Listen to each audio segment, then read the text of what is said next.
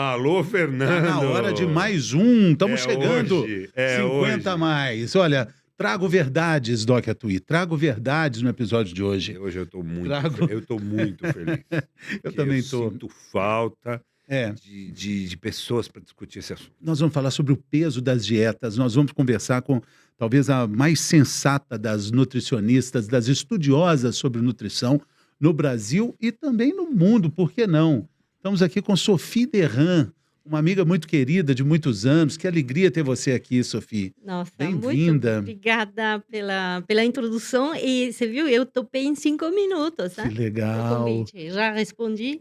que bacana. Não, muito É, Nós obrigada. estamos muito contentes. O sotaquinho lindo da Sofia é francês, ela é É. franco-brasileira. Exato. E muito adaptada a essa realidade brasileira também, a essa loucura que atualmente toma conta na nossa sociedade, desse corpo emagrecível a qualquer preço, né, Doc? Não, o quanto o glúten e a lactose são Nós terríveis. vamos falar de É tudo o isso. veneno que durante milhares de anos o homem comeu, mas agora na última década não pode comer De mais. repente, De repente começou a fazer vira muito veneno. mal.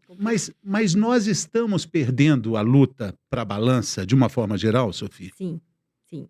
É fato. O mundo está engordando. Fato. Agora, a questão é por quê? Será que é genético? A genética não mudou de 40 anos para Claro. cá. Então, não é tanto assim. A gente tem, sim, predisposição a engordar.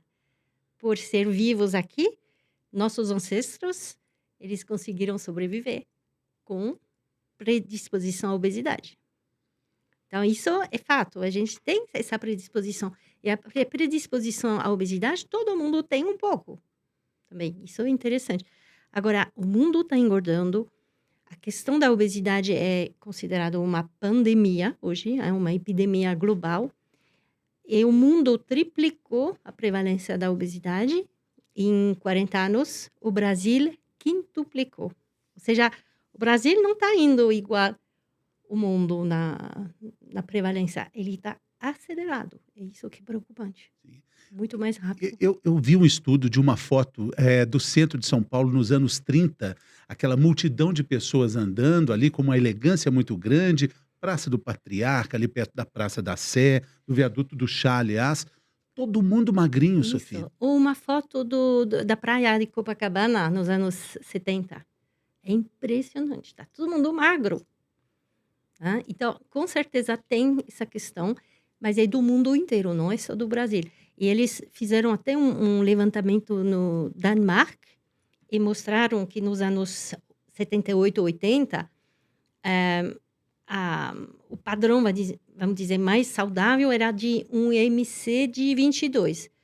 Fizeram de novo, agora em 2013 saiu que o IMC mais saudável é de 27.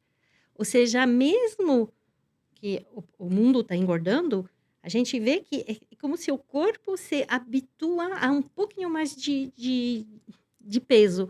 E tem um professor que escreveu que hoje a gente tem provavelmente 5 a 10 quilos a mais do que a gente teria se a gente tivesse 30, 40 anos a menos, a mais. Ou seja, nós, agora com nossa idade, 50 a mais, a gente tem mais peso do que a gente teria se a gente fosse... Tivesse nascido há 20 ou 30 anos atrás. Agora, os estudos do intestino também avançaram muito. A gente tem aqui um cirurgião do aparelho digestivo. Sensacional. Isso está ligado à obesidade também, Doc? Não sei se tanto. Acho que não, acho que é muito mais cultural e de hábito. Não acho que seja relacionado diretamente à fisiologia. O aparelho digestivo continua o mesmo e vai muito bem, obrigado. Eu acho que é muito mais uma questão de atitude, de hábito, de posicionamento. Sim. A gente vê que tem apodrecimento da flora intestinal, da microbiota. A mudança da microbiota. Que isso pode ser um gatilho para a inflamação. Mas é interessante, a gente não mudou em 40 anos de flora intestinal nem de genética. É realmente o meio ambiente que mudou. Nosso meio ambiente, mais sedentarismo, estresse.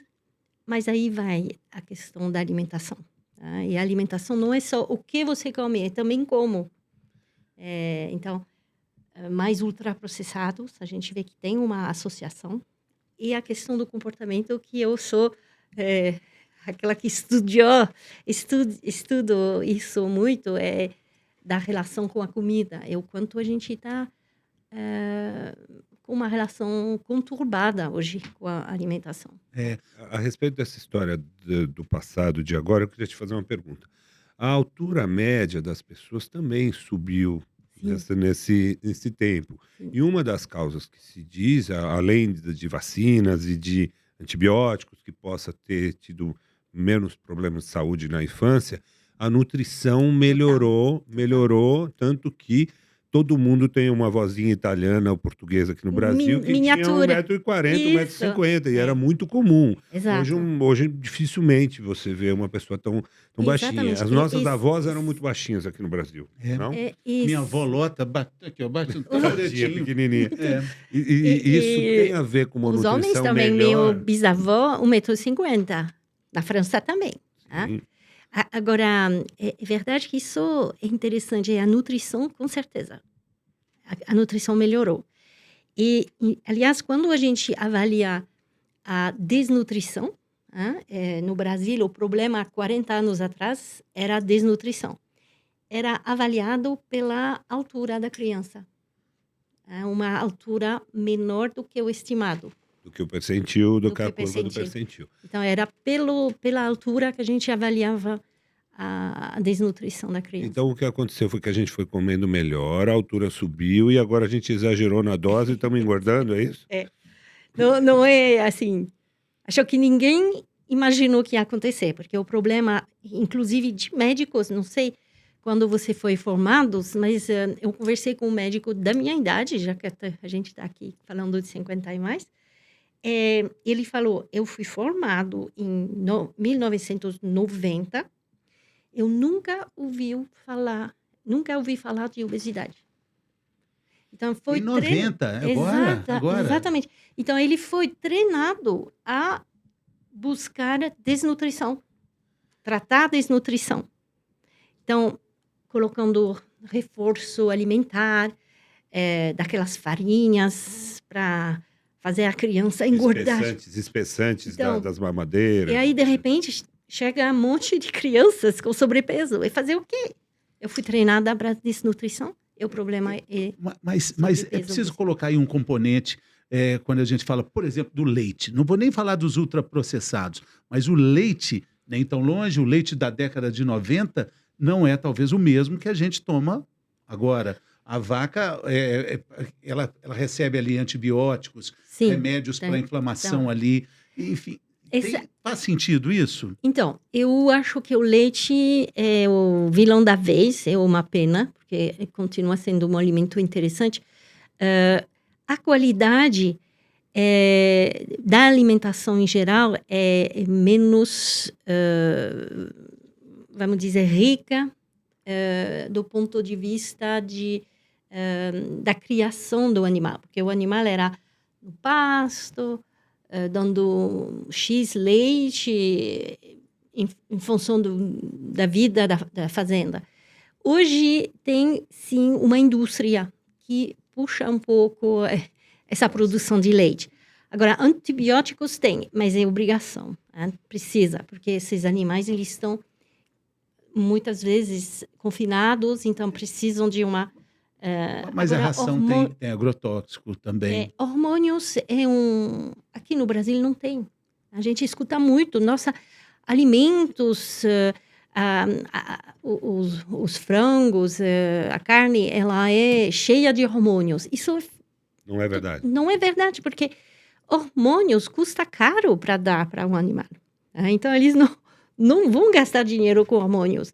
E a carne, por exemplo, as vacas, a maioria, elas vivem de um modo extensivo, não intensivo. Então, a qualidade do leite no Brasil, eu não li nada que me fez comprovar que o leite está de menos qualidade. O leite que a gente compra é pasteurizado. Então, o que acontece? Vai ter menos micróbios do que aquele da fazenda.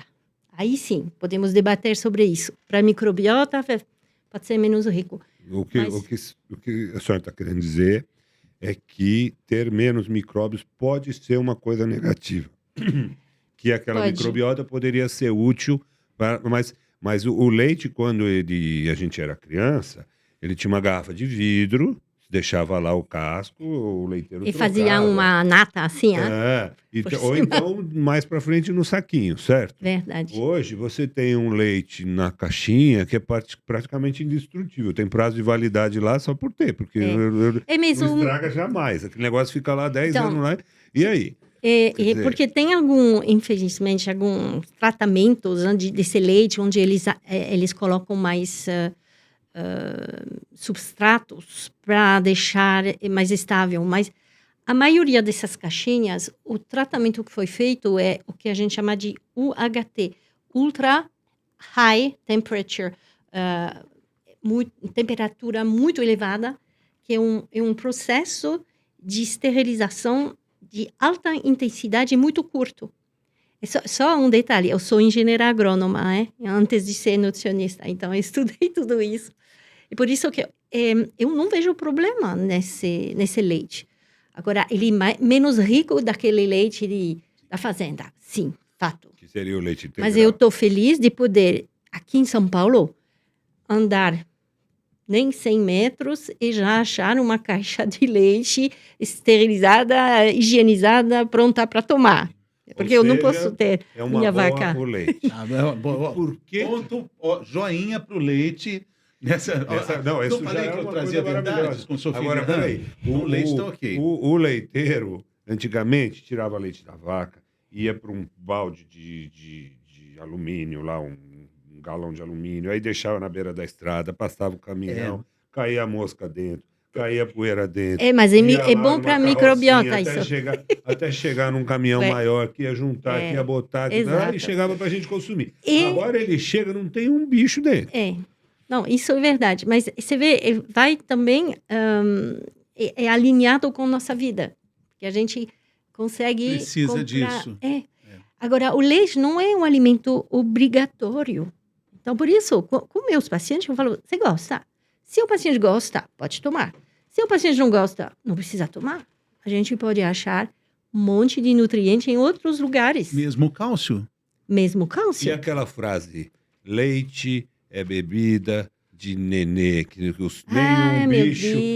Eu nem gosto muito dessa frase, mas eu já ouvi muito. Nenhum bicho toma leite depois de adulto. O ser humano é o único animal que toma leite depois de adulto. Mas o ser humano também é o único animal que dirige um carro e que sabe tirar o leite da vaca e fazer um produto comestível. Se os animais soubessem, né? Agora, tem uma outra polêmica também. A manteiga ou a margarina? Opa! Você vê, você trouxe todos os... Ela dá para uma francesa, ela fala manteiga. Você já sabe, o Fábio é meu amigo. Mas vai falar mal da margarina? Porque diz que a margarina é um negócio tão imprestável que nem mosquito chega perto. É saber que a margarina, a gente precisa voltar atrás na história. Nos anos 80, teve uma grande demonização da gordura, em geral. A gordura faz mal, a gordura vai dar... AVC, entope os vasos, então tem que evitar gordura. A gente vê que isso foi um dos grandes erros da nutrição, tá? Porque a gordura, ela não é tão ruim assim. A gente precisa de gordura. E não é a gordura que a gente come que vai diretamente no sangue, né, também. E o que aconteceu? Dentro dessa demonização da gordura, especialmente a gordura animal, surgiu aquela margarina... Menos perigosa, né? Supostamente menos perigosa. Com comerciais lindos, né? De famílias felizes. E que defenderam que, como é a base de óleo vegetal, é saudável. Que até pode ser discutido, mas fazia sentido. Só que o processo industrial para fazer de um óleo vegetal uma margarina é altamente... forte no processo de hidrogenação. É uma semi-hidrogenação e que vai produzir ácido graxo trans. Complicado, mas que é o ácido graxo trans? É um ácido graxo que, em vez de ser líquido e flexível, como aquele óleo vegetal, vai virar quase como manteiga. Só que, infelizmente, todo mundo começou a tomar margarina e, 20 anos depois, a gente viu que, opa, esse ácido graxo trans, ele é muito inflamatório. Ele não é bom para a saúde. Então, todo mundo que passou da manteiga para margarina, realmente, não fez um passo saudável. E foi toda a nutrição da época que estava incentivando. Então, eu sou orgulhosa, porque quando eu cheguei em Nova York, tinha essa guerra. Mas eu falei, não vou deixar de comer meu café da manhã com minha manteiga querida. Então, eu fui já um ator de resistência. Eu abri mão da manteiga. Exato. E também pensei assim, meu bisavô, eu tive sorte de conhecer meu bisavô, 97 anos, ele ficou com a gente. Ele estava comendo manteiga, camembert, daquela gordura do pato também, é porque é do sul-oeste da França, da região de Bordeaux, onde eu nasci. Leite de cabra esse camembert, né? Camembert tem de cabra, tem de vaca. Eu falei, não vou desistir da manteiga. E olha que interessante, a manteiga voltou em 2014. Voltou com tudo. Voltou. Até a revista Time, nos Estados Unidos, ela tem uma capa dos anos 90, falando que é ruim comer manteiga. E em 2014, pode manteiga. Olha, é complicado, hein? Para já o público, mas para nutricionista também, sabe? Você concorda que a margarina está mais próxima do plástico do que de alimentos? Agora, o que aconteceu que eu preciso defender um pouquinho a margarina, porque ela não é mais aquela margarina com ácido graxo trans. A gente aprendeu. Ela melhorou. E a indústria está usando um outro processo que se chama interesterificação, que, teoricamente, é saudável, só que a gente vai saber daqui a 20 anos, né? Eu tenho mais uma pergunta polêmica com relação a isso aí. Posso só dizer que, se for escolher, manteiga. Se for escolher, manteiga. Eu defendo isso. Tá bom. Aí eu vou brigar 2 horas com outro nutricionista. Mas eu defendo manteiga. Com moderação, tranquilo, não precisa entupir o pão de manteiga. Mas a manteiga é gordura do leite, é uma gordura muito simples, se você pensar. Sim, então, se fala muito sobre aquela manteiga, como que chama? Ghee. A manteiga ghee é uma manteiga clarificada, é isso? É isso. Os cozinheiros franceses fazem isso desde... Exatamente. Não, mas não só aqui no Brasil. Eu estava em Salvador agora. Nossa, Brasil é fantástico. E lá, você tem manteiga de garrafa. É ghee. É ghee. Eles usam direto. O nome ghee custa um pouquinho mais caro também. Isso. Aí tem o marketing que entra. Mas se você vê, a ghee, ela é nada mais do que, vamos simplificar, mas a manteiga que foi derretida, aí sobra sempre um pouquinho de restinho branco, que é uma parte do restinho do leite. Você tira, e aí ela fica estável. Ela não fica virando ranço, né? Ou rançosa. Né? Sim. E só isso, Gui. E não queima na frigideira também. É só isso, Gui. Não tem açúcar para caramelizar. Olha só. Mas espera aí, só um segundo, desculpa. Nós falamos do leite, nós passamos do leite. Eu tô com medo de não voltar ao leite, porque eu tenho que te fazer uma pergunta antes. E tem mais coisas sobre o leite. Lactose é veneno? Como lactose, whey proteína, tem muita. Então, pelo amor de Deus, vamos falar de lactose. Lactose, vamos. Desculpa. Vamos lá. Eu não queria mudar. Vamos no capítulo leite. Manteiga está dentro do leite ainda. Laticínios, é francesa, que todo mundo compra. Não, essa manteiga é melhor. Então, manteiga de garrafa. Tem lá. E primeiro entender que lactose é um açúcar. Então, não é nada perigoso. Tá? É diferente da proteína do leite, que pode sim ser altamente alérgica. Um alérgeno. Então, a gente está falando de quê aqui? Tá? Do açúcar do leite.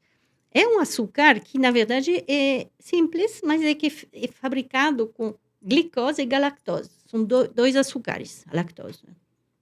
Quando você toma leite, vem a lactose. E dentro do seu intestino, uma parte, no começo do intestino, você libera uma enzima que se chama lactase, que as crianças nascem com isso para poder digerir o leite da mãe. E essa lactase, ela vai separar a glicose da galactose. E aí, isso vai ser digerido tranquilo dentro do corpo. Agora, com a idade, a gente tende a perder essa lactase, essa enzima. É muito interessante. Se você toma regularmente leite, você vai até, em vários casos, continuar produzindo. Então, você pode tomar leite com 90 anos. Agora, com essa enzima que fica menos produzida ao longo dos anos, a gente pode começar a ter intolerância à lactose. Mas você vê como interessante, não é uma coisa muito perigosa, nem grave, mas virou uma coisa quase tratada como alergia. A pessoa fala, não, eu sou lactose intolerante, não posso mais tomar nada de leite, de laticínio, de manteiga. Toda semana eu atendo 1 ou 2 ou 3 pacientes com uma história eu dessa. também. E eu, graças a Deus, agora eu vi que eu estou explicando certo. Certo? Porque é a forma que eu explico. E de fato, tem uma campanha de muito nutricionista. Eu sou obrigado a dizer, não quero me referir a ninguém especialmente, falar mal de um colega, mas existe uma demonização demais do leite e que faz com que tem muito paciente que comece a restringir sua Exatamente. alimentação E e você consegue vê- comer mais nada. Mas E, Fábio, tem níveis, né, Sofia? Níveis de exatamente, vou intolerância. chegar lá. Mas você vê, Fábio, tem uma indústria por trás. É Claro. tudo sem lactose, sem glúten. Agora, só para continuar com a lactose. Quando você tem intolerância à lactose, vamos dizer, você não digere mais essa lactose. O que vai acontecer com essa lactose? Então, ela continua na digestão. E aí você tem microbiota. A bactéria vai comer. Se não come, a A bactéria microbiota, come. ela adora a lactose. E ela vai começar a fazer as coisas delas. Isso pode dar gases. Dá Isso. distensão. Estufamento, Aí que pode dar Achamentos, fermentação, coisas fermentação. desagradáveis. Então, o que é interessante indicar para o paciente? Ele mesmo ser o detetive dele, ver até a quantidade que ele consegue tomar. A gente vê que um copo assim contém até 12 gramas, vamos dizer, de lactose. É talvez o máximo que a microbiota consegue lidar. Eu li isso num estudo. Ou seja, a questão não é beber um copo de leite, porque vai ser muita lactose de uma vez, mas um pouquinho de queijo aqui, até um pouquinho de leite no seu café da manhã, não vai dar nenhum prejuízo. A menos que você tenha uma sensibilidade muito grande. Tem pessoas que sim, precisam cortar, mas é muito raro. Eu vejo até crianças com diagnóstico de intolerância à lactose, gente. E o tratamento com a enzima, com a lactase, a senhora costuma recomendar? Eu não. Eu sou um pouquinho rebelde. Eu falo assim, se você não digere, não precisa tomar. Agora, se quer, pode tomar. Mas tem também que ter um cuidado, porque essa lactase, se ela está sendo ingerida... Ela pode não ter tanto efeito. Exatamente, ela vai morrer dentro do estômago. Tinha um remedinho que as pessoas traziam dos Estados Unidos, né? Hoje está mais fácil o acesso. Hoje tem aqui no Brasil. Mas antes tinha, não, traz para mim, traz de Nova York. E parece que vai mudar a sua vida, né? E podemos passar para o açúcar? Não, tenho mais, saber, eu vou falar de uma coisa muito engraçada. Porque eu tenho vários alunos agora, eu formo alunos profissionais de saúde a trabalhar sem esse peso das dietas. E tem uma da minha aluna que estava trabalhando no hospital com idosos, mas idosos 80, 90. Aí eu falei, mas como que é lá? Quando você faz o recordatório, vê se tem intolerância e tudo. Ela falou, Sophie, ninguém com intolerância, ninguém com nenhuma dificuldade com alimentos. Porque quando eu pergunto, e como que você está? Alguma intolerância, algum alimento que você... Eles respondem assim, minha filha, eu como de tudo. E aí eu falo, provavelmente seu avô, ele tinha intolerância à lactose. Mas aquele café com leite no lanche da tarde era sagrado. E ele tomava, tranquilo. Né? Porque não era uma quantidade grande. Então, microbiota, se vira, tá todo mundo bem. Segue a vida. Chega, hein? Sim. Segue a vida. Siga. Eu costumo tratar, sabe como, doutora? Eu faço uma semana sem nada de lactose, para ele entender como ele fica sem. Depois, uma semana experimentando com uma certa ousadia. O que acontece se eu comer uma pizza? O que acontece se eu comer um cheeseburger? E aí depois, fala, agora você sabe quanto você pode comer ou quanto você não pode. Isso. Eu acho que é interessante, a gente vê que hoje o importante é colocar o paciente como protagonista. Ele que vai saber melhor do que qualquer um. E outra coisa, se observar, né, a disbiose, esse desarranjo intestinal, esse cocô mole, é um sinal importante. Sim. O professor Murilo Pereira, a senhora gosta dele? Um grande professor de modulação intestinal. Conhece, Doc? Não. O cara é fantástico. Ele fala isso. Um cachorrinho em casa faz um cocô mole, a família inteira se mobiliza. Gente, o que esse cachorro comeu? O que houve? Uma pessoa adulta passa a vida quase inteira com essa desregulagem e nunca vai cuidar e não vai... Exatamente. A microbiota é viva, né? Então ela tem dias bons, dias menos bons, mas o interessante é ver que ela se reorganiza. O problema é quando o paciente tem diarreia constante, dor de barriga constante, aí sim, precisa fazer esse tipo de evitação, né? Mas nunca muito tempo, porque a gente vê, infelizmente, muita evitação de tirar para a vida. Isso é um erro. Esse é um ponto que agora, quando a gente chegar no glúten, é até pior, né? Exato. Porque o leite, vamos supor que eu adoro um queijo, mas existe muitas opções sem lactose, dá para pessoa viver muito bem também, sem leite. Agora, iogurte. sem o glúten... Exatamente. Mas iogurte, Fábio... Tem pouquíssima lactose, né? Na verdade, é assim, a própria fabricação do iogurte, ela é uma fermentação. Comeu a lactose já. Então, a gente vê que lactose tem, mas ele é pré-digerido. Por isso que você tem dificuldade com leite, para de tomar leite, mas pode comer. Agora, eu queria falar de um condenado recente também, que é o adoçante. E eu queria colocar ele na mesma prateleira do açúcar e queria a sua opinião. Açúcar ou adoçante? Aí, primeiro, eu falo assim, o interessante é reduzir os dois. Porque cada um sua dose, né? Então, antes de tudo, reduzir os dois. Agora, será que tem um melhor do que o outro? Nunca vou defender açúcar. Falando, não, pode tomar muito açúcar. Não.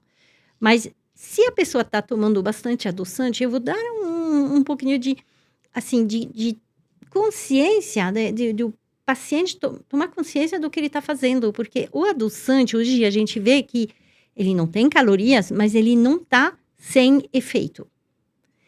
Ele está com efeito na parte do comportamento alimentar, cérebro, que a gente tem estudos fantásticos com animais, até com moscas, sabe aquelas moscas da fruta?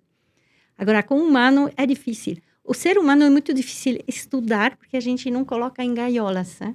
Então, é difícil avaliar dose tão pouca. É muito legal, porque se a gente fala de uma bandeira sua, Sofia, que é o peso das dietas, né? Você é radicalmente contra as dietas. Quando a gente fala desses redutores de danos, então a gelatina diet, o refrigerante zero, o adoçante, ele vai te colocar num lugar que não é a vida real, e aí por isso você condena as dietas também? Por isso? Então, na verdade, assim, cada assunto é diferente, mas no adoçante, ele tem um efeito no comportamento alimentar, na fome, na saciedade. Não está muito bem comprovado em humanos, mas está super bem em camundongos, em animais. E ele, hoje, tem estudos com seres humanos que mostram que ele muda a microbiota, né? Então, esse adoçante, ele tem um efeito. Em maio de 2023, a Organização Mundial da Saúde se colocou de maneira, eu achei, muito corajosa, dizendo que adoçante não é recomendado para perda de peso. Achei bem interessante. E que também o uso crônico, o uso regular de adoçante pode ter risco de saúde cardiovascular, diabetes. E a gente vê que tem estudos que até mostram isso. Então, não é um veneno em si. Não é você vai tomar um pouquinho de adoçante, bum, você vai ficar com câncer. Porque essa questão do câncer, ela não foi comprovada. É uma coisa do terrorismo nutricional. Agora, o que a gente vê é que pode até mudar o paladar. Então, o que eu faço com meus pacientes? Eu vejo onde que eles estão no nível de consumo. Se estão tomando adoçante, como eu vejo aqui no Brasil, coloco. Falei, oba, quantas gotas? Não sei. Então, vamos contar. E aí, eu deixo até ele ser o chefe dessa mudança. Mas falar, se você coloca 15, tenta colocar 10. Tenta desmamar desse adoçante. É muito interessante que, quando você começar a desmamar do adoçante, você recupera um paladar. Isso é bem interessante. E a gente vê alguns estudos com moscas. Moscas, não estou brincando. Mas a gente vê que tem alguns sinais de saciedade e fome que são conservados em todos os animais. Então, os australianos estão estudando muito essas moscas da fruta.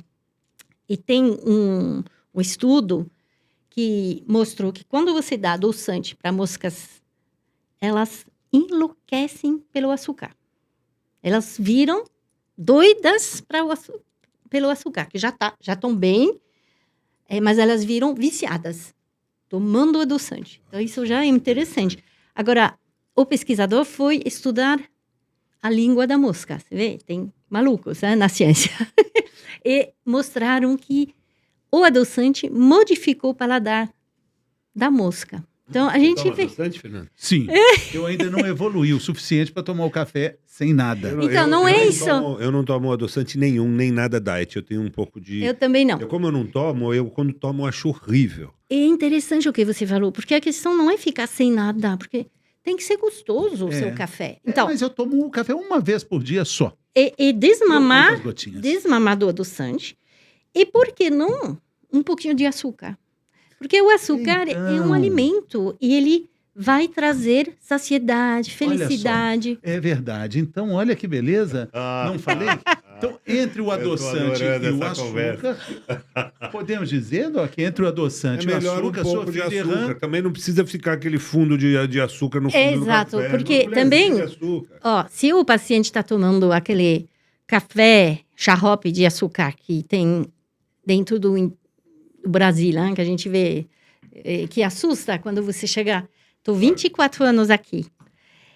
Quando eu cheguei no Brasil e que eu aceitava esse cafezinho, eu ficava assim... Não dava nem para beber. Quase a colher ficava de pé de tanto açúcar.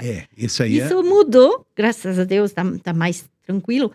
Mas você vê, se a pessoa está tomando tão doce, é interessante fazer ela também tomar essa consciência de que começar... não é café aquilo ali. É começar a diminuir, mas não colocando ela numa situação triste de tomar sem nada, ninguém merece. Não, tá bom, Você de acha que amarga chega a vida, Acho né? que a cultura brasileira consome muito açúcar.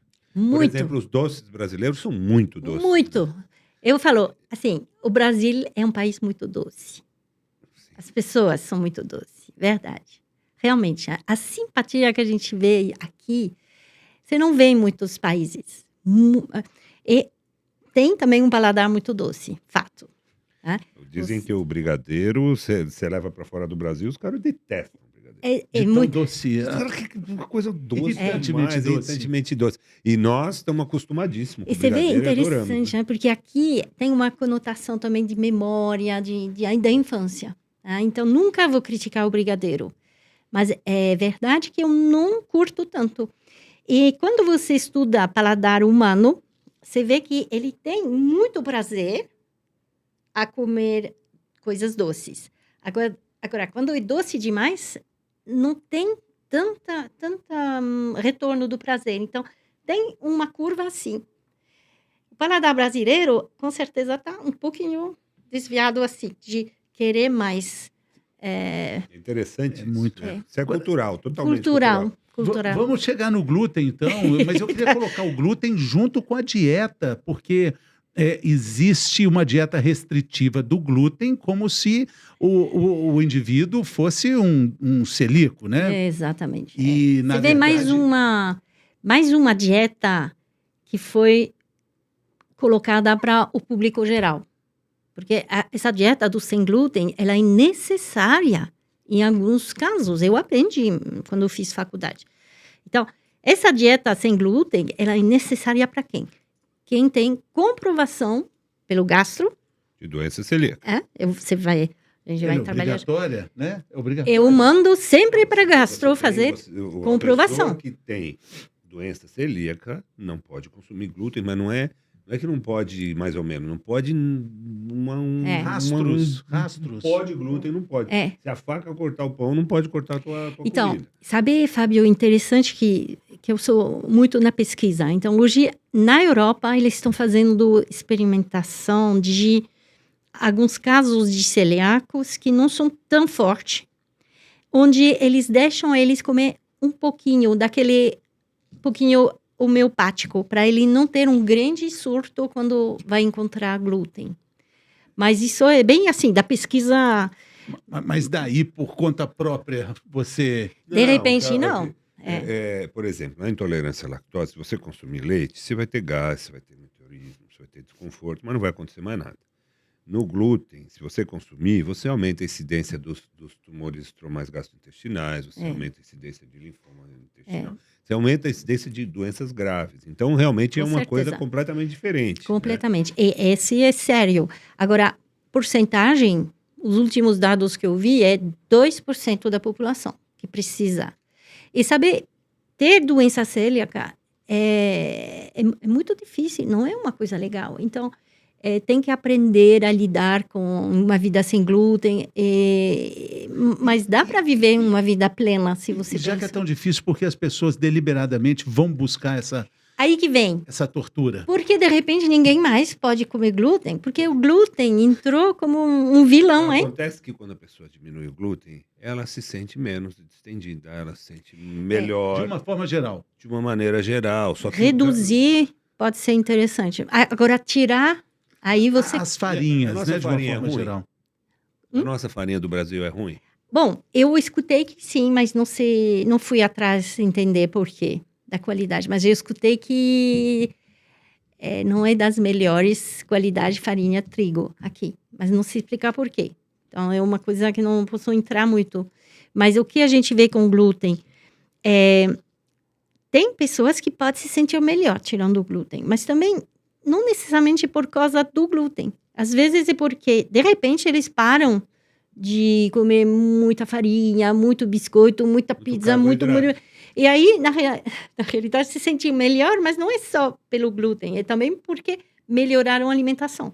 Não, e também, ao longo do tempo, você tem que substituir o glúten. Você vai comer farinha de arroz, tapioca, farinha de... Então, vai dar 6 por meia dúzia. Exato, Vai fazer exato. diferença. Agora, quando você fala de melhorar a alimentação, quando você fala de terrorismo nutricional, quando você fala de um caminho muito próprio e pessoal que o paciente deve ter, como é que ele encontra isso? A gente não está falando de dieta, mas esse caminho já não é uma própria dieta? Isso é uma excelente pergunta. Primeiro, relaxar, sabe? Relaxar, ver que não existe assim um alimento que por si só vai te fazer engordar, te fazer emagrecer, te fazer ter câncer ou não ter câncer. Ou não ter câncer. Desviar um pouquinho o foco do alimento. Porque você vê esse foco só no alimento, o glúten, lactose, ele é o que a gente chama de reducionista. A gente come o quê? Comida. Falando do sem glúten, se você vai no Minas Gerais, eu estava lá no Natal, gente. Eu assisti a missa de Natal em Tiradentes, na Matriz. Gente, surreal, de bonito, emocionante. Você está no Minas Gerais, é comida sem glúten, gente. Se você pensar bem. Você provou o picolé de mineiro, que é aquele torresmo desse tamanho? É outra questão. Sem glúten, mas você vê, ó, pão de queijo, arroz, bolo de fubá, tudo isso sem glúten. Doce de leite, canudinho. Tapioca. Tapioca é mais no Nordeste. Tá sabendo, né, Dota? Tapioca mineira, eu nunca ouvi falar. Também. Desculpa. Eu pensei, por que não? Porque... Tapioca mineira com pão de queijo. Legal. Mas você vê, o sem glúten, tem também pessoas que não têm diagnóstico de doença celíaca e que têm uma sensibilidade. E isso a gente precisa acolher e ajudar. Mas voltando lá para Minas, que é um ótimo exemplo, tem a questão da quantidade. Aí vem a quantidade. Por isso, quando eu estou falando de comer melhor, não é dieta, mas é ganhar consciência do que você está fazendo. Então, muitas vezes eu começo minha consulta pedindo para o paciente prestar atenção e a gente se falar daqui a uma semana. Tem paciente, você vai acreditar ou não, mas tem paciente que fala, nossa, percebi que eu estou comendo no carro, nem sabia. Você pensa, gente, ela não sabia? E tinha ataque de compulsão dentro do carro, escondida das crianças. E ela não tinha percebido. Então, você vê, a gente faz muita coisa no piloto automático. Tem um pesquisador americano que avaliou que a gente tem 200 e poucas decisões sobre comida por dia. O tempo todo. Quantas realiza? Quantas são realizadas? Então, essas 200 decisões? Você está no piloto automático. Então, se é quente, frio, salgado, doce, crocante, mole, cozido. Por pimenta ou não. Vou escolher, então, né? É difícil. Onde Mas isso é interessante, porque o comer, ele não está só na hora que você está sentado na frente do prato, né? Está na hora de você comprar, o que você vai escolher, se você vai escolher a coisa saudável, se você vai escolher aquela verdura que é a temporada dela, então ela vai estar mais barata e melhor. E depois, na hora de fazer, como que eu vou fazer? E depois, na hora de montar o prato. Então, quer dizer, são vários processos para você chegar na comida, né? Que pode ser prazeroso. Total. Então, falar com uma francesa que comer pode ser prazeroso. Tá brincando. Sabe que no guia alimentar francês, mas o antigo, porque no recente, infelizmente, não tem mais. Tinha uma frase assim, é direito do paciente de ter prazer de comer. Ou seja, você, nutricionista, não tira o que o paciente gosta de comer. E a gente esqueceu disso. Quantos nutricionistas nem perguntam o que você gosta de comer? É a primeira frase que a gente deveria falar para o paciente. Porque tirar tudo o que é gostoso vai ser sustentável? Não. Vai funcionar? Você está perguntando para 2 gordinhos. A gente gosta de comer, né, Fernando? Gostamos muito. Por isso estamos felizes com boas notícias que a gente está tendo aqui. Eu queria ter mais uma boa notícia. Queria falar da cerveja, do vinho. Álcool, né? Do álcool. E álcool está tendo uma guerra hoje, hein? É muito forte. Até fiquei um pouquinho atrás estudando, falando, gente, onde é que está a verdade? Porque é tão radical, né? Parece que a gente deveria tomar nenhuma gota, nada de álcool, senão a gente aumenta o risco de câncer. Então, tem agora defensoras, não vão defender o álcool, nunca vou falar, pode beber o que você quiser, não. Mas a gente vê que, de novo, não é assim, 8,80, tem uma curva assim. Ou seja, pessoas que não tomam nunca álcool, eles não têm uma saúde melhor do que pessoas que tomam um pouco. Conseguiram mostrar, não quer dizer só que a questão é o álcool, mas eles mostram que um pouco de álcool não faz mal à saúde. Agora, aí vem um pouquinho a mais, aí você já entra no risco. E aí você vai falar, mas Sofia, então qual é a quantidade? Depende de cada um. É isso que eu aprendi na minha pesquisa, que eu trabalho com nutrigenômica, é um nome meio... Mas a nutrigenômica estuda os seus genes e como a comida conversa com seus genes. Todo mundo é diferente, ou seja, ninguém é igual. Hoje a gente não sabe a dose boa para Fábio, a dose boa para Fernando, a dose boa para Sofia. Provavelmente eu preciso beber menos, porque sou mulher. Não tenho tanta facilidade a processar o álcool. Então, São coisas, hoje, que são meio nas nuvens. A gente tem dificuldade de dar um número. E a gente vê que tem a radicalização do grupo que fala que nunca podemos tomar álcool. Agora, pessoas que não tomam álcool, eles tendem a fazer o quê nas festas? Tomar aquelas bebidas extremamente doces para dar um pouquinho de alegria, né? E acabam tomando muito açúcar. Então, essa troca de um pouquinho de cerveja, um daiquiri, sem álcool, por exemplo, não sei se existe isso aqui, é que eu não tomo essas coisas, eu tô no vinho. A gente toma um negócio que chama mentirosca. Mentirosca. Mentirosca é uma aí com adoçante. medida, Essa Aí com adoçante. não precisa ter meio adoçante, não. Não, porque assim, isso me irrita muito. Quando eu tô lá, na praia, que eu gosto de tomar caipirinha na praia. É interessante. Em São Paulo, eu não me dou bem com caipirinha. Não acordo bem. Mas na praia, eu acordo super bem depois. Então, quando eu vou tomar uma caipirinha, eu peço uma caipirinha lá, eu gosto tradicional. Limão, cachaça e açúcar. E você vê que, de vez em quando, vem com adoçante. E eles pensam me agradar, Lógico. porque é mais saudável. Nutricionista, vai fazer uma caipirinha com açúcar? Não vai. Aí eu tomo e eu fico, não consigo beber. Sim. É isso que é interessante. Quem tem um paladar sem adoçante, não consegue aguentar o adoçante. Você sente assim que tem. Imediatamente. E está crescendo muito o mercado de bebidas zero álcool, né? Isso. Não só das cervejas, mais agora o vinho marketing. também. Não necessariamente são doces, né? Não necessariamente, mas de legais, fato né? a cerveja sem álcool é igual bicicleta ergométrica, não te leva para lugar nenhum. É verdade. Não sai do lugar. E sabe outra coisa, Fernando? Por quê, né? E outra coisa e tem caloria, né? Exatamente, mas também outra coisa. Aí que eu entro nessa parte que eu sou pesquisadora em neurociência do comportamento alimentar. Você toma essa cerveja ou, não sei, aquele pão sem glúten, mas se você quer o outro, vai fazer o quê? Você vai tomar, mas sem ficar satisfeito. E isso pode ter um efeito rebote mais tarde, de atacar com um comer emocional maior ao final do dia. E a gente vê que essa satisfação da escolha que você vai fazer, eu vou tomar uma cerveja, mas vou tomar com consciência, vou prestar atenção, vou curtir e não beber litros, porque às vezes pacientes, especialmente homens, quando eu pergunto, mas numa festa, quantas você vai beber? Não sei. E aí volta e falo, acho que eu tomo 30. Você pensa, como que consegue tomar 30? Latinha ou garrafa?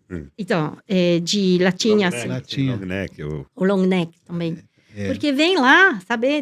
30 long neck, doutor. 30 é bom, hein? Gente! Eu não dou conta. Mas depende da festa. Às vezes é um casamento que começou cedo. Aí sim. Né? Por isso que é importante também. O contexto, né? Mas você vê que tem pessoas que estão no que a gente chama de compulsão por beber. Eles não sabem nem avaliar, nem sentir. Aí já entramos num outro problema, né? Uhum. Vai além da obesidade. Sim, que Quando é a questão do comportamento. E comportamento, né? E saber, não é toda pessoa com obesidade que tem compulsão. Tem muita confusão nisso, né? E nem todo mundo que tem compulsão Exato. é obeso. Tem obesidade. Saber, eu não falo mais obeso, porque obesidade não é um ser ou não ser, é um estado. É um estado, excelente. Sim. O correto hoje é falar, ele convive com obesidade ou ele está com obesidade. Mas é uma doença crônica. Então, doença, eu até não estou nessa categorização. Eu chamo de, eu não sou eu, mas eu faço mais parte desse olhar que vê a obesidade como uma condição neurocomportamental. Tem uma questão muito importante do comportamento alimentar na condição da obesidade. Muito interessante. Muito interessante. E mais interessante ainda se a gente analisar que existem hoje no mundo cerca de 2.500 dietas diferentes. A minha pergunta é, por que nenhuma funciona?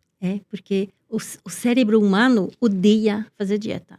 E aí que vem meu trabalho de pesquisa. A decisão de comer de parar de comer, ela é aqui, ela não é no estômago. Tá? Então, não sei da cirurgia bariátrica, eu até postei ontem, mas não adianta reduzir o estômago se você não muda o comportamento. Isso é a frase que eu vou levar. Não tô contra cirurgia bariátrica, porque tem casos realmente muito interessantes. Agora, a pessoa tem compulsão alimentar, tem como emocional, ela está o tempo todo fazendo dieta, não conseguindo emagrecer, vai fazer uma cirurgia bariátrica, vai ter sucesso? Provavelmente não, porque o comportamento vai voltar. Vai trocar de compulsão. E pode trocar de compulsão.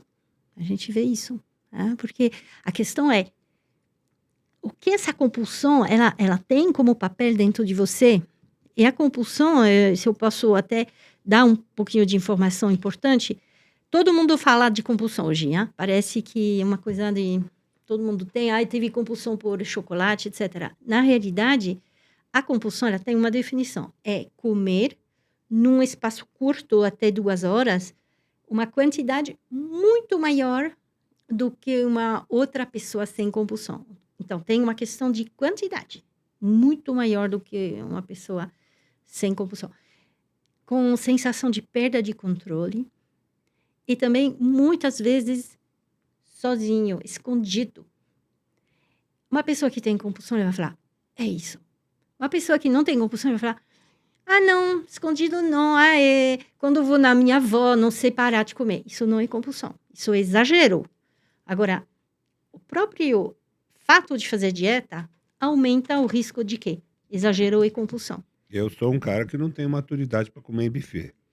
Eu não tenho essa maturidade. Eu não tenho compulsão, mas eu prefiro não comer buffet, porque eu vou em buffet, eu vou comer mais do que eu quero. Então, vou já te dizer uma coisa, Fábio. Eu não sou maduro o suficiente para isso. Então, vou te dizer uma coisa. É normal exagerar no buffet. O ser humano no buffet come mais. É feito para dar vontade. O tamanho Exatamente. do prato. Então, o ser humano, dentro de um buffet, vai comer mais, mesmo alguém que está em paz com a comida. Agora, qual é a diferença entre um que está tentando restringir e um que está em paz com a comida? Aquele que está em paz com a comida, ele vai exagerar também. Só que ele não vai comer todos os bolos que estão aqui. Ele vai escolher um, vai falar, esse parece bom. Eu vou provar isso. Eu vou comer isso. Agora, a pessoa que está de restrição de dieta, que entrar num buffet, vai querer tudo. É um parque de diversões. Sushi com lasanha, costelinha. Exatamente, no prato. E um feijão tropeiro. No meu almoço lá no hospital, que eu almoço todos os dias, eu falo para um garçom lá muito legal que serve a gente, o Ramadã, eu falo, Ramadã, pega uma fruta lá para mim, que se eu for até a mesa ali, eu vou pegar um doce. Eu prefiro não passar perto. Eu não quero ver, porque senão eu fico sofrendo. Eu já almocei lá com você. E aí eu não como nada, porque você imagina, você olha para o lado, tá o Dr. Drauzio Varela, tá almoçando com a Tui. Tem o Davi Uip na sua frente, Calil passando para lá e para cá. Come nada. Come água, área e alface ali. Mas por medo deles julgar? Ou porque você tá no controle? É brincadeira, ele tá todo mundo se esbaldando de comer lá. Ele tá... não, mas eu tenho vergonha de comer perto de nutricionista, por exemplo. Olha, e sabe que nutricionista também tem bullying contra nutricionista. Sim. Uma vez eu estava num jantar, e aí tinha tagliatelle com bœuf bourguignon, tipo, era uma francesa. Bourguignon. Aí, exatamente, falei, uau. Aí ela serviu, porque ela colocou o prato lá, e ela falou, vou servir todo mundo. Ela serviu um, ela serviu outro, e quando ela me serviu... Um pouquinho só, isso não se faz. Gente, eu fiquei assim, porque sou nutricionista. Olha só. Mas eu não como muito, eu não como pouco. E os omeletes franceses? E o omelete, o ovo, ele já foi muito criticado. Nossa. Agora já não é mais... Tem até um ovo filme voltou. Tem um filme da Porta dos Fundos que o cara fala, não, pera um pouquinho, não, agora o brócolis já não faz mais. Exatamente. E da nutricionista, Não, ovo voltou, graças a Deus, e até hoje é considerado um dos alimentos mais completos, especialmente na parte da proteína. É um alimento super interessante na parte da gordura também, são gordura saturada, mas de cadeia curta. Então, não é toda a gordura saturada que é vilão. Olha, erro da nutrição, de ter considerado o alimento bom, alimento ruim. O ovo, hoje, ele é considerado um alimento super interessante. Hoje a gente tem estudos mostrando que pode comer todos os dias. Agora vem quantidade, doutora Sofia. Aí, pelo menos uns, com certeza não vai fazer mal nenhum. Agora, até quanto a gente pode comer? Tem um estudo que mostra que pessoas com diabetes não devem ultrapassar 3. Por dia. Então, 3 é na verdade, já é ovo, hein? Haja ovo, 2,5, porque é tipo 12 na semana. É um pouquinho menos. Mas a gente vê lá na academia incentivo a comer 30 de manhã, 20. Aí você vê 20 gente. ovos de manhã? Não? Uma Existe. mesma pessoa? Sabe, pra um- malhar, né?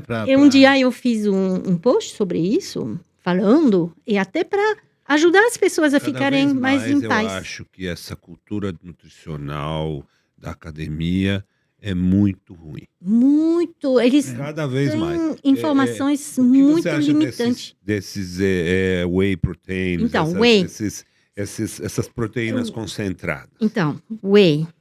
Olha, que você vê que hoje a questão do glúten já fica mais tranquilo. Foram 10 anos de glúten, sem glúten, de 2014 para cá. Não, todo dia vai alguém no consultório. Continua. Eu não consumo glúten, nem lactose. Mas veja bem, até o congresso super famoso, que funciona com milhares de pessoas que vêm, que se chama Gluten Free, ou seja, sem glúten, ele mudou de nome em 2023. Se chama agora Congresso Internacional de Nutrição Integrativa, ou funcional, ou saudável, não sei. Até o próprio o congresso mudou, porque a questão do glúten, a gente vê que ele não é tão ruim assim. Foi totalmente exagerado, levou um mercado bilionário. A questão do ovo, mesma coisa. A whey proteína. O que é whey proteína?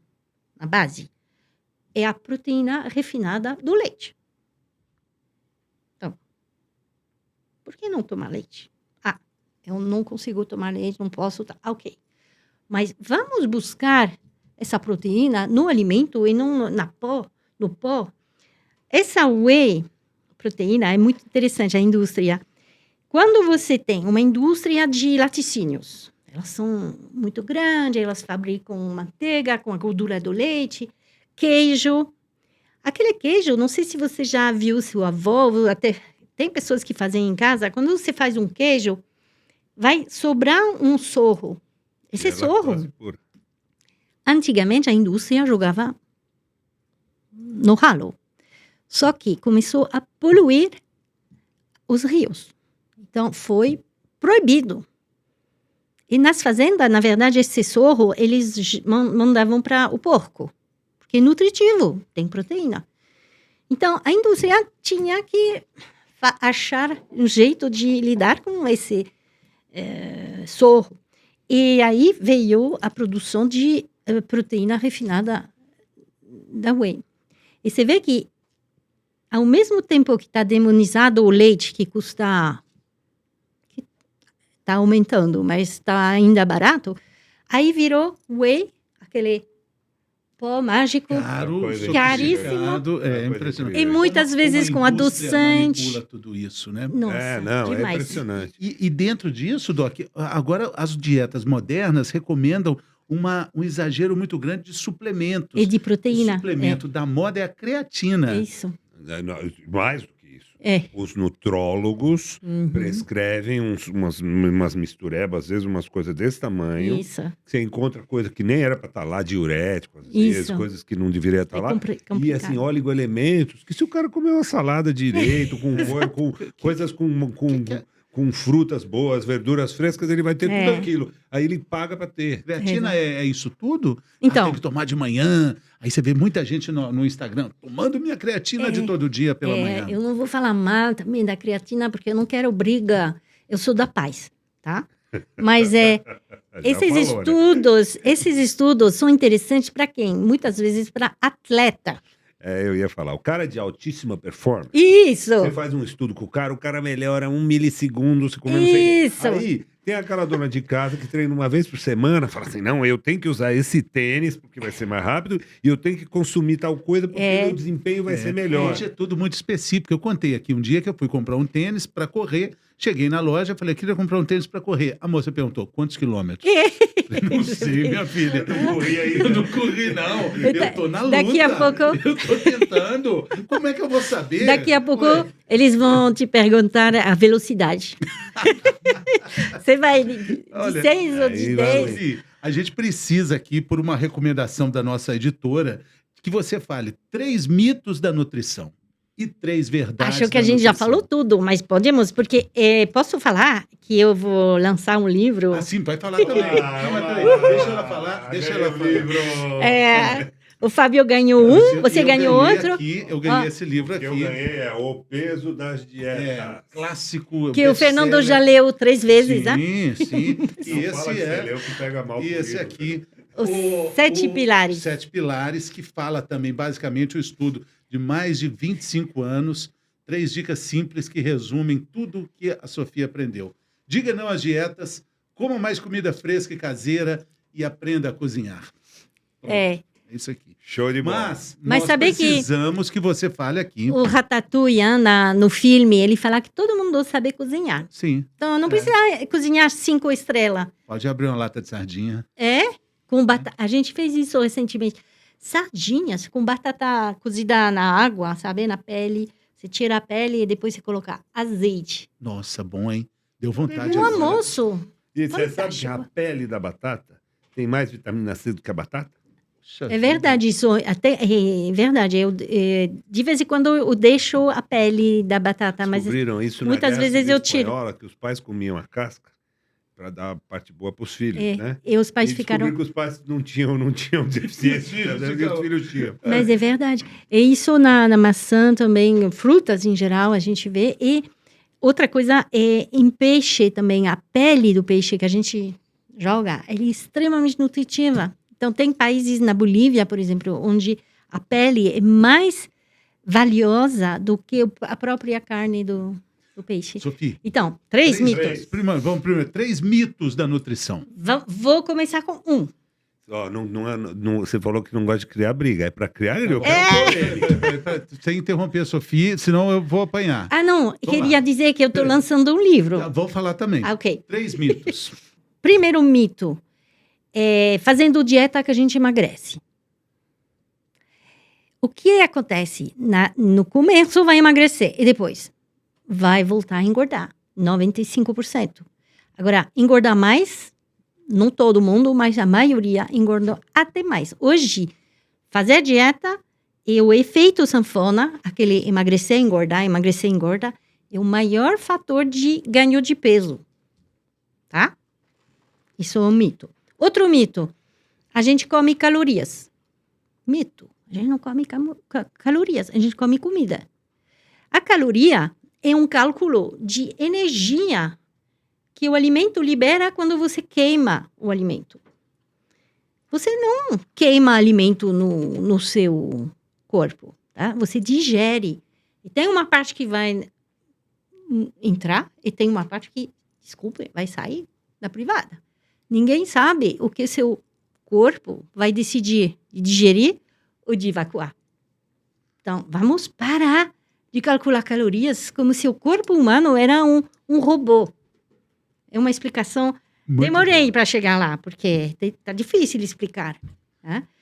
E vamos dizer que eu vou entrar na questão do carboidrato, porque, infelizmente, o carboidrato é o vilão da vez. Tá? Não é o carboidrato que faz engordar, e também não é uma vida sem carboidrato que faz você emagrecer. Agora, se você tirar o carboidrato da vida, claro que no começo você vai emagrecer, porque você tira a gasolina do seu corpo. Ou seja, seu corpo não recebe mais glicose para funcionar. Então, ele vai usar tudo que ele tem de recursos metabólicos, porque o corpo é lindo, hein? Ele sabe buscar fonte para produzir a glicose para fazer funcionar o cérebro. O cérebro precisa de glicose o tempo todo. Então, se a gente não consome glicose, o corpo vai ser doido para produzir. Ele vai produzir primeiro a partir de quê? pouco de glicogênio que você tem no fígado e logo depois músculo.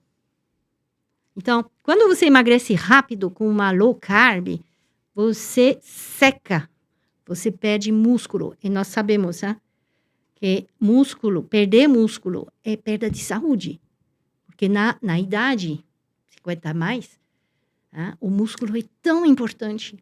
Ele é um fator de saúde. A grande poupança que a gente tem na vida, os músculos que protegem os ossos. Exato. E para terminar, antes de falar do livro, 3 verdades da nutrição. Agora, as 3 verdades, elas é desse livro. Que eu falei aqui. São 3 verdades. Não faça dieta, come mais alimentos frescos caseiros. Não estão dizendo nenhum ultraprocessado, porque são gostosos de vez em quando. E cozinhe. E a gente vê que o primeiro passo da saúde, ela acontece na cozinha. Tá liberado um salaminho?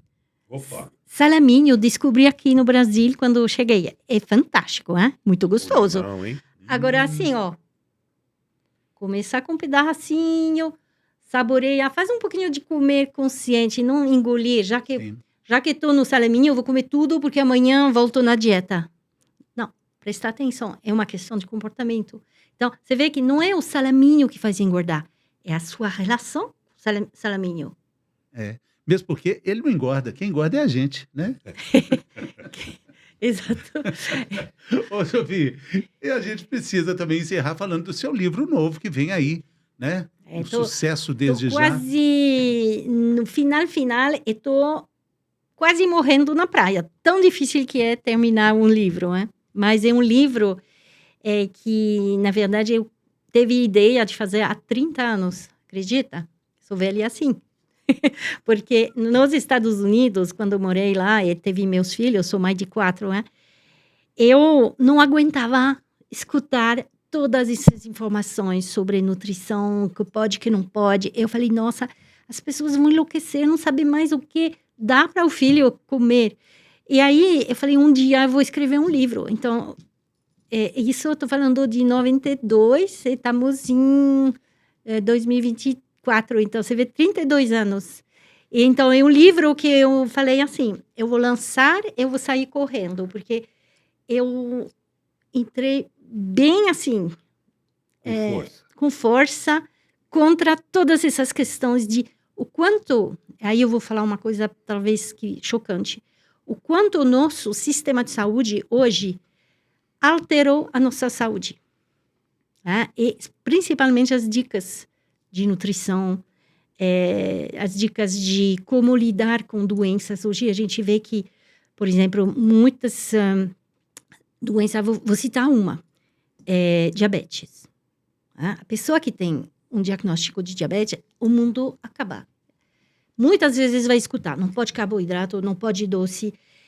A vida acabou, prazer acabou, não posso mais comer nada que eu gosto. Então vai acontecer o quê? Muitas vezes vai começar a fazer essa restrição e vai comer escondido. Vai ter compulsão. Vai ficar numa situação bem pior. Agora, a Sociedade Brasileira de Diabetes, ela está muito clara. Diabetes se trata com uma alimentação adequada, normal. Até um pouquinho de açúcar pode, 5% das calorias. E não recomendo o adoçante. Olha a diferença entre o que a ciência atualizada fala e o que está sendo falado. Sim, sim. E você vê que o paciente com diabetes, ele vai adoecer muitas vezes mais por causa do que ele vai escutar, que vai tentar fazer, entrar nesse peso das dietas. Onde a informação de qualidade, ela pode promover saúde. E hoje a gente tem muita gente dando dica, dando palpite e pouca gente estudando. É um ruído, coisas, né? Claro. E o título do livro? Vocês têm o spoiler aqui, hein? Primeira vez. Isso é bom, hein? Primeira vez que eu vou falar. Pare de engolir mitos. Uhul! Maravilha, hein? Pare de engolir mitos. Hein? Em breve, nas melhores livrarias. Se você não achar, é porque não é a melhor livraria. Procure, então. Pode vir lançar aqui quando estiver pronto. A gente Maravilha. Venho. Podemos continuar, porque não sei quantos mitos estou falando, mas estou falando de mitos de alimentos, de nutrientes, mas também de comportamento. Sim, que bacana. Maravilha. Muito legal. Sofia Derram, sempre uma alegria Foi conversar com prazer, você. Adorei. Muito incrível te Bacana. receber aqui. Incrível, muito obrigado. Volte sempre. Sucesso na jornada, sucesso com um livro novo. Muito obrigada. Está sempre bem-vinda aqui. Eu quero um Tá bom. cartão, porque eu tenho um monte de paciente para te mandar. Eu também. E você vai recomendar o podcast, né, para os pacientes. Opa! Antes de ir na consulta, assista o podcast, leia o livro, veja o filme, ouça o disco, compre a fita cassete e veja o filme. Muito obrigado, Sofia. Muito obrigada. Valeu, pessoal. Parabéns pelo podcast. Maravilha, muito obrigado. A Maravilhoso. gente tem que despedir. Até a próxima, Até a pessoal. próxima, Aê. pessoal. Senão a gente apanha da Juju.